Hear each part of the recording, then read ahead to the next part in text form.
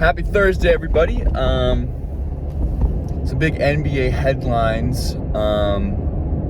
Mostly now, it seems, after the whole Ben Simmons Harden thing, smoke's cleared on that, and now we're looking at Zion's everything he's got going on. Got called out by C.J. McCollum, didn't contact him, blah, blah, blah, blah. Now he might be coming back soon. Really weird stuff going on there. That's maybe a video for another time. But what I want to talk about is your Los Angeles Lakers, America's team, Showtime, LeBron James, wow. Not doing too well. If you haven't noticed, you follow the NBA, you probably know Lakers not doing too hot. Pretty much anchored there in the play-in tournament kind of 7 to 10 range, and most likely that's where they'll end up, unless this kind of losing streak continues. And then Pelicans have been on the up and up. Portland is strangely still decent, without CJ, without Dame, without Nurkic, without Covington, without Powell. Somehow still finding ways to win enough games to kind of be in the 10 seed conversation. Really weird how that works sometimes. And then, I think maybe Sacramento's next. They're not probably a big threat. Lakers most likely going to be playing. And the whole Russell Westbrook, everyone knows doesn't fit. It's not working out. Anthony Davis has been hurt. I mean, there's a lot of... It's one of those situations where there's a lot of different reasons why something happened, and you really can't put the blame on one thing because,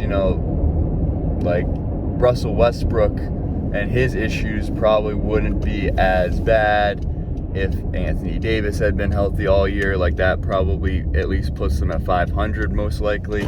Russell Westbrook's stuff might not have happened had Rob Pelinka not traded for Russell Westbrook, but then Rob Pelinka might not have traded for Russell Westbrook if LeBron James and Anthony Davis hadn't pushed him to trade for Russell Westbrook. So, it's a whole chain of cause and effect. And at the end of the day, here we are with the Lakers at the 9 seed. And here's the thing. Recently, it seems as though Westbrook and his team meaning his people, his agent or whatever, have mutual interest with the Lakers to try and find, a different landing spot for this star point guard. And here's the thing. So, you could talk maybe the Thunder take on the contract and they get that 2027 pick, maybe even if they, the reason they potentially didn't, want to trade him at the deadline this year was this offseason they also get their 2029 pick becomes eligible to trade or whatever. So you could technically package him with 2 firsts, and you're probably not going to get a star. You're probably going to inherit someone else's semi problem maybe. And maybe that's enough, depending on how much of a negative impact you think Russell Westbrook has on the Lakers. Maybe just getting a guy that's just a net zero is fine and good enough if you have LeBron and AD. But really, a third star is one thing, but you kind of have to do a reverse Russell Westbrook trade, where you're talking Kuzma, KCP, and Harrell for Westbrook, where you basically gave up all of your depth and all of your flexibility for a third star. So if you could get 3 solid pieces out of Westbrook to pair with LeBron and AD, I feel that is almost probably better than trying to fish for some third star. That's from the Lakers standpoint. And maybe it's a 3-teamer where basically the Thunder just inherit Westbrook's 1 year $47 million with the 2 picks, and then maybe the Lakers send someone else somewhere, and then they get the third star. I don't know. You'd have to look. You kind of have to figure that whole thing out. But that's I think most likely, because I do not see a team wanting Westbrook outside outside of having like a big expiring contract on your hands. Like, I don't think a winning team that's trying to compete for a championship is going to be really interested in Russell Westbrook. The only other team I would be a little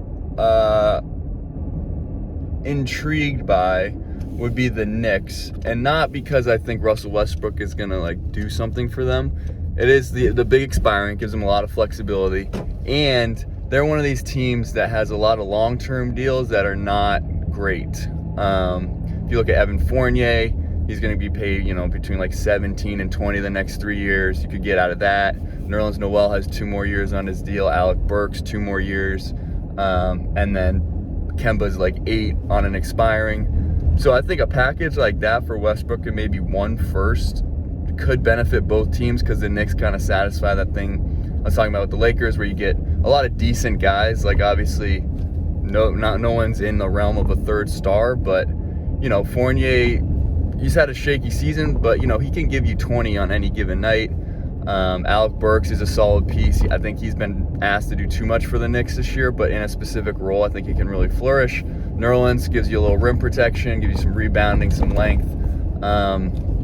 And then Kemba probably realistically is just salary cap filler, but in a pinch can be a decent backup point guard, could give you 20 minutes a night, leadership, good locker room guy, obviously. And on the flip, the Knicks, I don't think they're probably, we thought, because they made the playoffs last year, they might be competing for a title this year. Obviously took a big step back.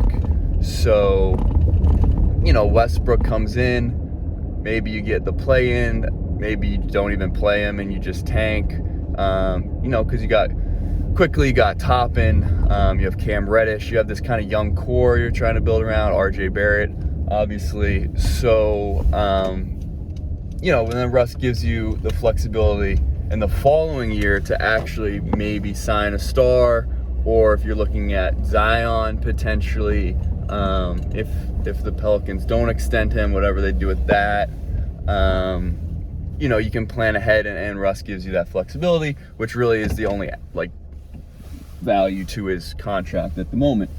But in my opinion, there is a 3rd option, which is really, it's more of a thought experiment, because there's not really a chance this actually happens.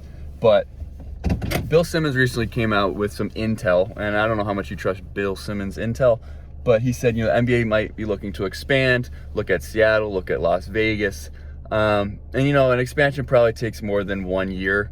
But I think a team like Seattle, I don't know if they still have the infrastructure, if they still have like the Sonic Stadium somewhere that's just like, rusty and gross, so that they could clean up for next year and just get, a team out there. But I think ideally you look at sending Russell Westbrook to an expansion team. Maybe you can't trade him. You just offer him up in the expansion draft. It's $44 million off the Lakers books. They can pursue people in free agency. And Russell Westbrook gets to be, kind of the spokesperson for an expansion team. If it's Seattle, you can at least, you're not going to be awful. Maybe you probably still will be pretty awful, but at least people will come to see Russell Westbrook, average a triple-double. It'll at least, bring, kind of excite a fan base. You'll have at least a former star, maybe not a current star, but a big name in your city. Russ can be Russ. He can shoot his weird bank shots and turn the ball over 8 times and get 15 rebounds. I think that's just a win-win for everybody, maybe.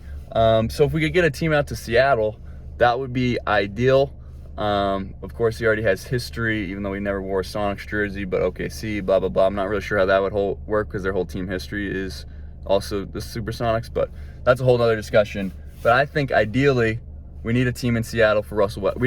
We literally need to create a new team so Russell Westbrook can be happy, the Lakers can be happy, and we can get this thing over with. Who says no?